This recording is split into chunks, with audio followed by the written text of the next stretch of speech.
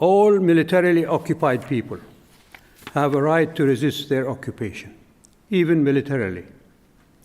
I do not support the military option in Palestine. I prefer the other option, civil insurrection and disobedience. It brought down the British Empire in India and the Soviet Empire in Eastern Europe. Israel has overwhelming military superiority, and we see in front of our eyes the devastation and oblivion it is bringing to the people of Gaza. I categorically condemn Hamas's targeting of civilian targets of any age or gender, as it is accused of. Such targeting belies Hamas's claims to an Islamic identity. There is an Islamic injunction against the killing of innocent children, women, and elders. The injunction is also against the desecration of places of worship.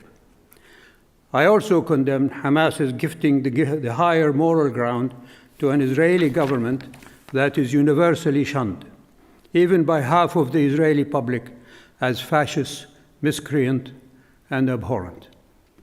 I condemn Hamas for giving this awful government the excuse to ethnically cleanse Gaza of its citizens and bombing them to oblivion. I condemn Hamas to further undermining the Palestinian Authority, as Israel has been doing. I condemn Hamas for sabotaging the attempt of Saudi Arabia to reach a peaceful resolution to the plight of the Palestinian people. But equally, I condemn Israel's indiscriminate bombing of Palestinian innocent civilians in Gaza and the attempt to forcibly drive them into Sinai. I condemn Israeli targeted killing and the indiscriminate arrest of Palestinian children, women, and men in the West Bank. Two wrongs don't make a right. I've been hearing a repeated phrase in American media, unprovoked attack. What more provocation is required to make it provoked than what Israel has done to the Palestinian people for 3/4 of a century? I refer you to the article in the Middle East Monitor of February 17, 2014, under the title, Israeli Army Veterans Admit Role in Massacre of Palestinians in 1948. Read it and weep, as I did. Just this year, from May to July, over 450 Palestinians were killed, including 67 children. This bloodletting must stop. I condemn Israel's stealing of Palestinian lands.